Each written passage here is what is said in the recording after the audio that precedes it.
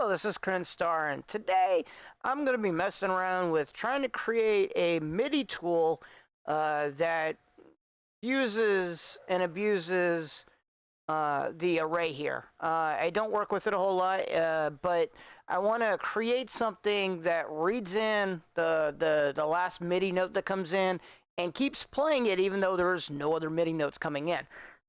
So it's gonna kind of, I want to kind of read in like a C3 and it keep on pressing the C3 that's not gated by me pressing down like this, but it's gated on the gates here.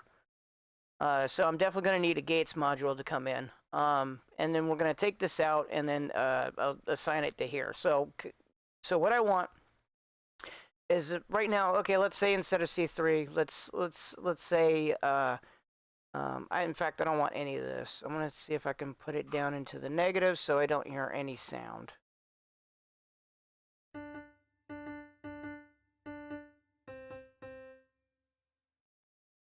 So if I move this,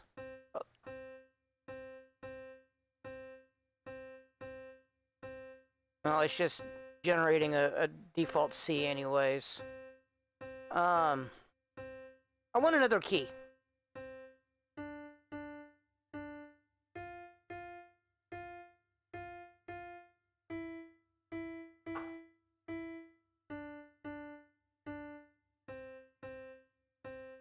Wow. It already does this.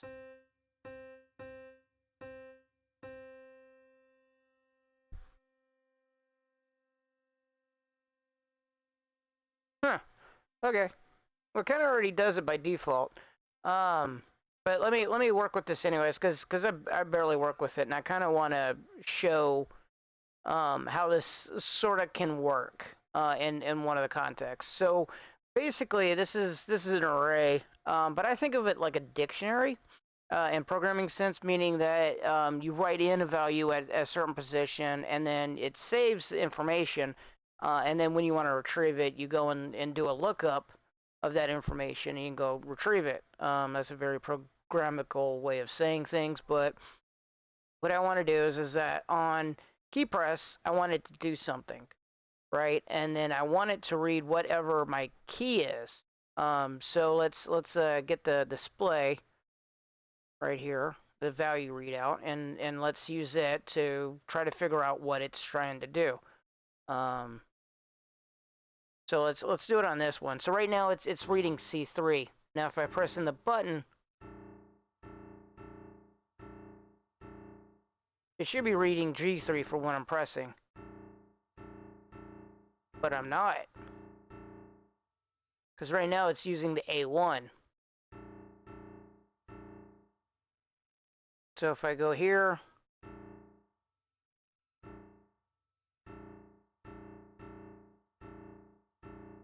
right, I'm moving around, no difference because it's playing the A1 right now.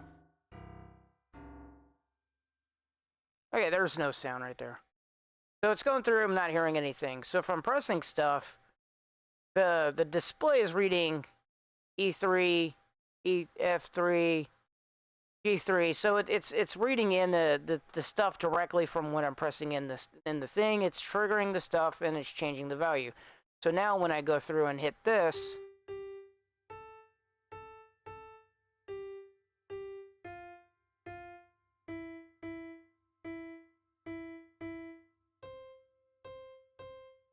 because turn this back off. Because basically every time it's triggering whatever is getting read into here. What's getting read into here is C3 or G3 or D3. But if I don't cause a trigger, it goes to it goes into the a default value of C3. So we kind of don't want that. We kind of want it to keep it. So that's where the read and write phases come in. So if I'm not mistaken, level, it's in math. There's a constant, and so this is talking about a phase, a read-write phase. So I'm going to give it a 1 for both because I want it to use index 1 on read, index 1 on write. I just want it a constant. I want to have one value that it reads and writes and stores the place into it. Basically we could have up to 2 or 3 different values depending on the read write phase. We could put it like at 0.5 or something like that, and it should happen.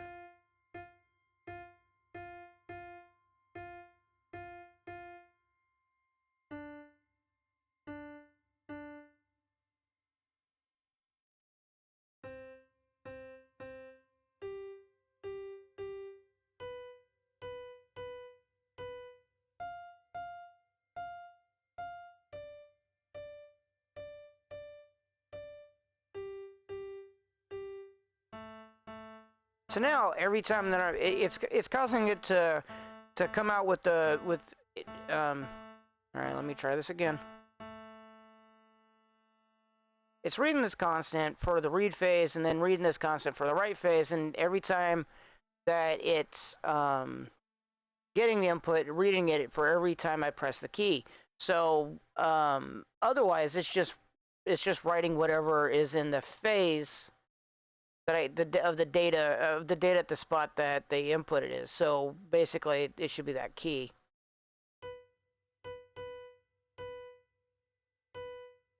And interesting is this works.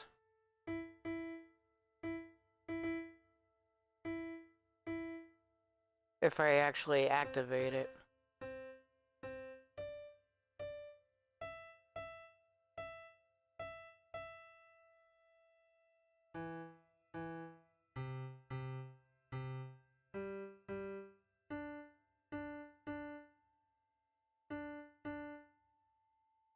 Kind of interesting behavior there. So if I want, I should be able to change the constants here and have 2 different types of notes going back and forth, just to prove something. So let me wire it up to be on 1 here.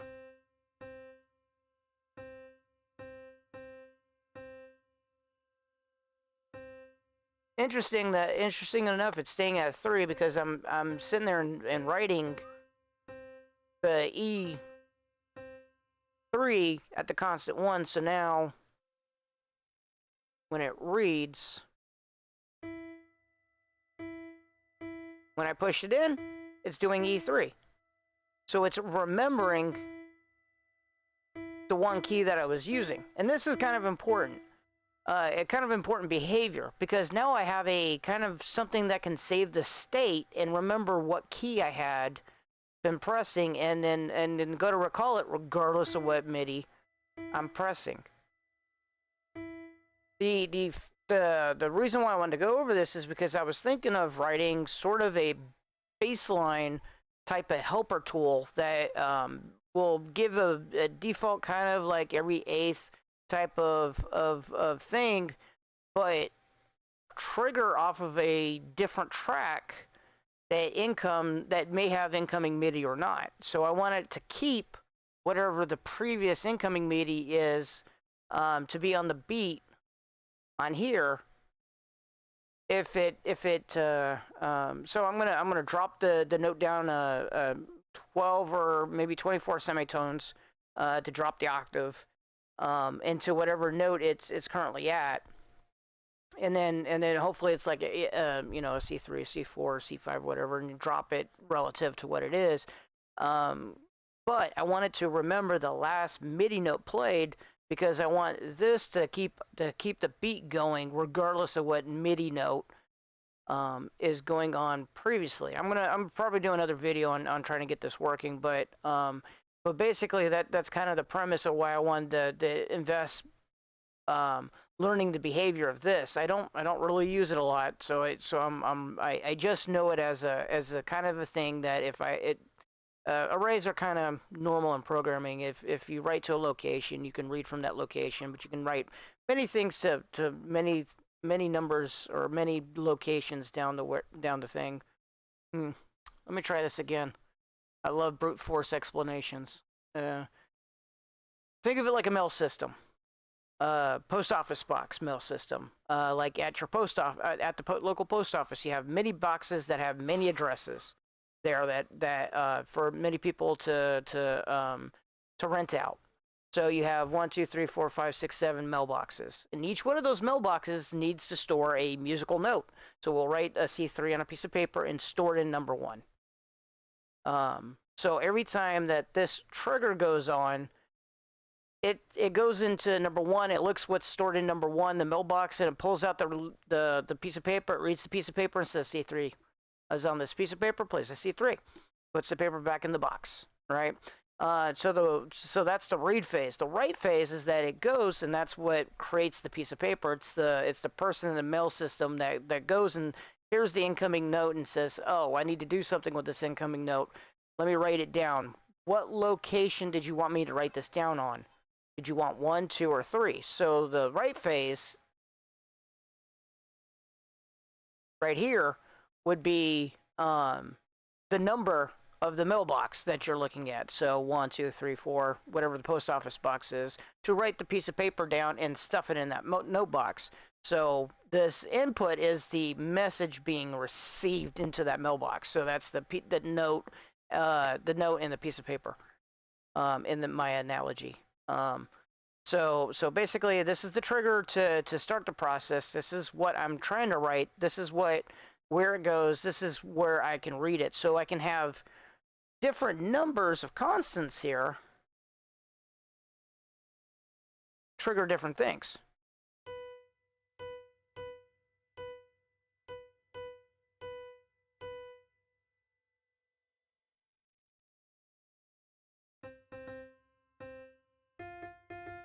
So there's nothing there. So I think it's grabbing whatever's in there. Oh, because it's not reading. Well,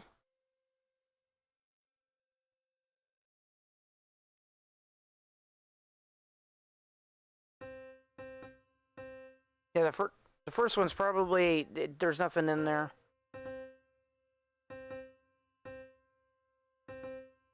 So therefore, if I want to read and write 25 and say I want, okay, E, so now,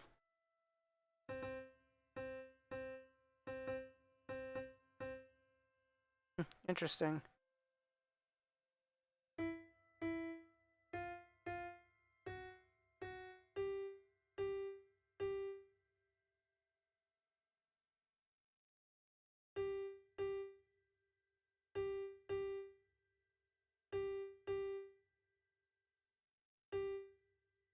So if I move this back up to 1,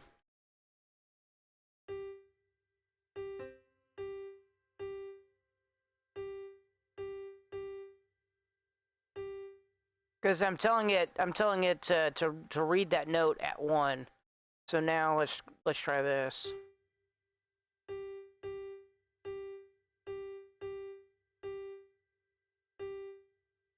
All right, so if I go back down to 25,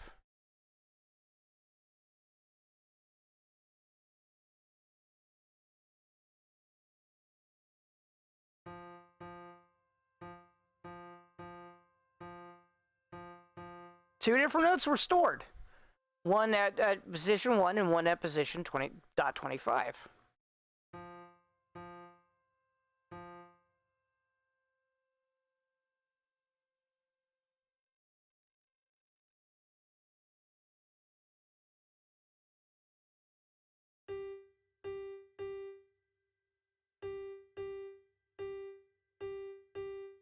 So no matter where,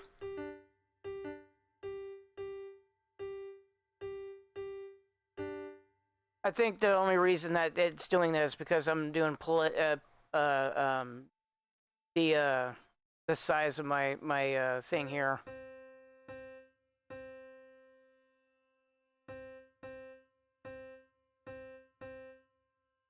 The number of keys pressed down creates a polyphony. You get two different types of keys. This is only great for monophonic type of stuff or one note at a time. One note pressed at a time, I should say. But overall, pretty cool. So with that knowledge, this kind of makes sense now that anything incoming on here could could be stored based upon this constant, or like a phase, right? So if you got a phase going up and down, like a sawtooth or a, a, a sine wave, I was about to say pulse, pulse width, a square wave, where its numbers fluctuate, and it's better if you have maybe something that fluctuates between three different values, so between a 0, a 50, and a 1. So you can have three different notes stored or three different bits of information. If I remember right, this input is anything. You can actually use audio for it. So say like a set number of samples for a wave, you can have it play three different wave samples and cycle between the three different waves that are playing, kind of like a wave sequencer, kind of like the wave state native or wave state does, where it has different waves that it plays, and it just cycles through between the three waves, therefore creating a kind of a cool type of effect. But this can be abused for other types of input, even probably numbers here, so that if I have my input to be on a wave cycle, rather than, or my input becomes from a phase rather than let me grab an oscillator, grab a sawtooth. So if I'm wanting this input to be a wave, and I'm saying store something at 1 on,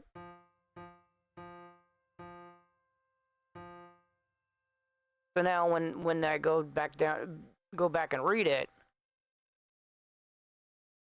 it should be the same phase at where it caught it from, and it looks like 74.5 is where I caught it in that state.